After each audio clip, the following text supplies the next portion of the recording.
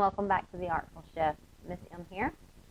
Your lesson this week is another one of the elements of art, and this week we will be talking about the element of value. So value is the difference between the lightness and darkness of a color.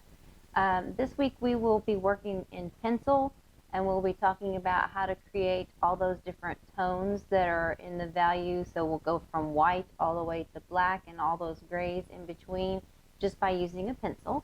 And we'll talk about how to create shadows based on the different values that you use. We will work our way into next week. We'll talk about mark making and creating value with mark making. And we'll also talk about how to create value using color. So there's lots of different ways that you can address value in art. So this week, all you need is a pencil and a piece of paper. So we're going to make it super easy. You do need to make sure that in the next 3 weeks or so that you have your painting supplies on hand.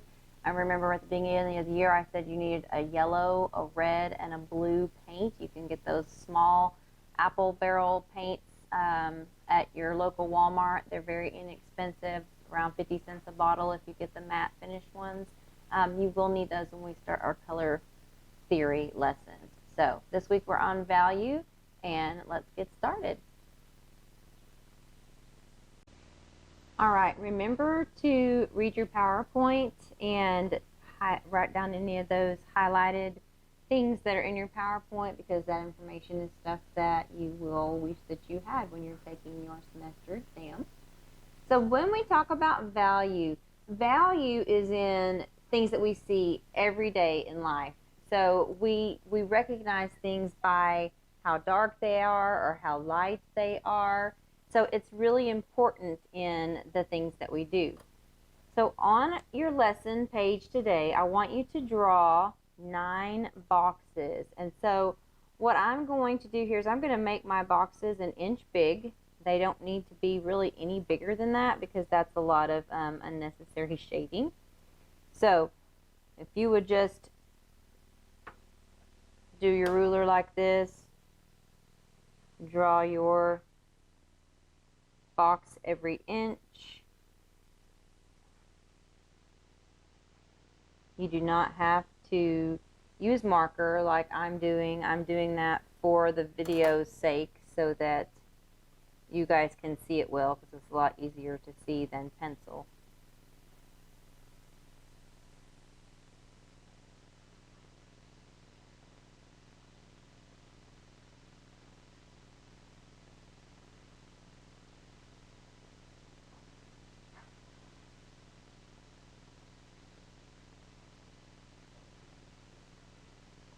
And I want you to number your boxes 1 through 9.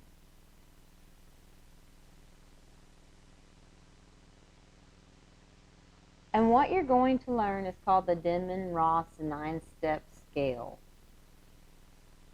So value is created by the light exposure. It's about how things are exposed to light. And so when light reflects off of things and it goes into our eyes, it causes that difference that we see. With low light, everything looks dark and almost black. So when it's bright light outside, it's not as, you don't have as many shadows, and it doesn't appear to be as dark. So we're going to create that illusion of lighting by the way that we do our pencil. So the very lowest on the scale is white, and I want you to label these on your learning page. Remember, if you have a sketchbook, I want you to be working in your sketchbook so that you have all this information together. The next step is called highlight. Then we have just regular light. We have low light.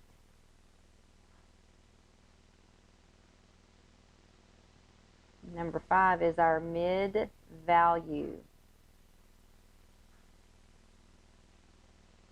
Then we have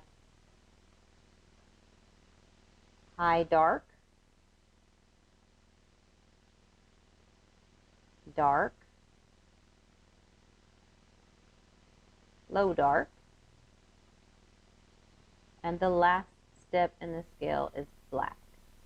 So if you have graphite pencils that are in different numbered graphite pencils, you can use those because the different numbered graphite pencils will help you create these a little easier, but they are not necessary. You don't have to have graphite pencils. You can just use a regular plain pencil. You can, for our next step, if you have Q-tips and you want to use Q-tips for blending this together, you can, and we'll talk about that in just a minute. So a successful piece of art has a range of values in it. That means that you have lots of tints and shades, and so tints are when you add white to a color, and shades are when you add black to a color.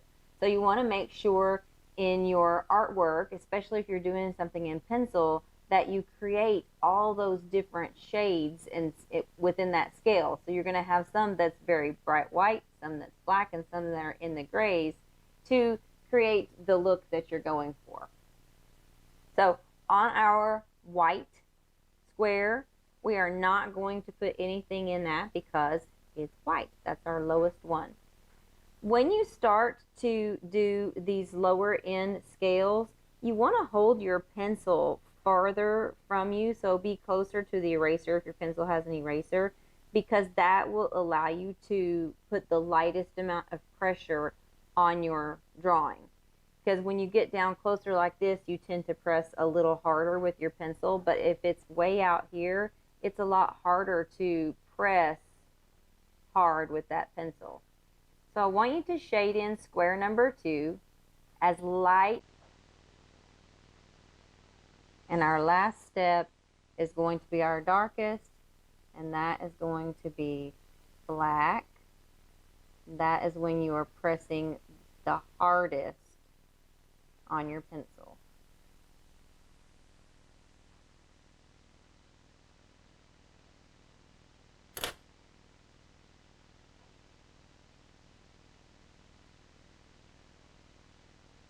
And that is your value scale. So white to black. Now we're going to talk about how do we actually make this work in a piece of art. So I'm going to draw a sphere. I want you to draw a sphere. Of course, don't stress about it being perfectly round. This is a learning page, remember.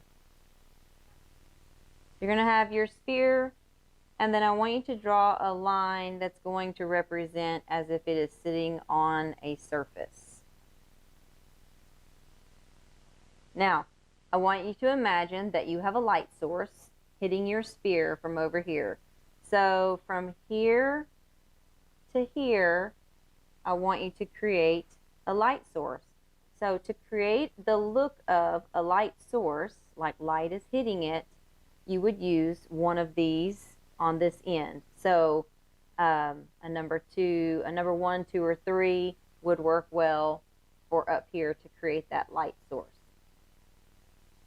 Right here, we're going to create highlights.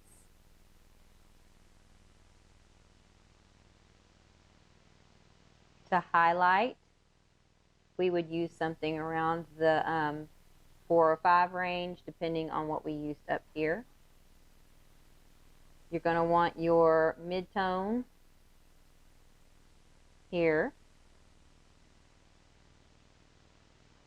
Down here, we want it to look like there is reflected light, so it's going to get a little darker.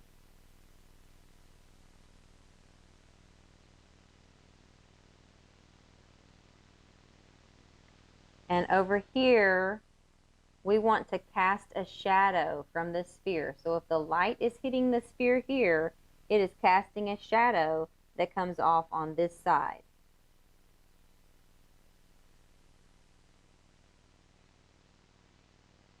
We will have some shadows that will appear here.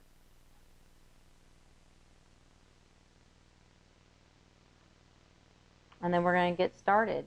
So I want you to use what you know about these color values here.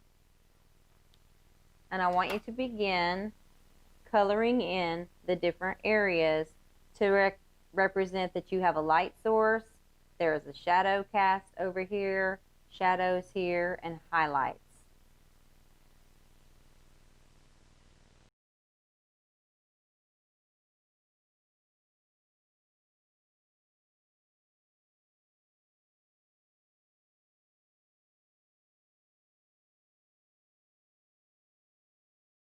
All right, so you should, for your lesson this week, have colored in your sphere with your different highlights and your shadows.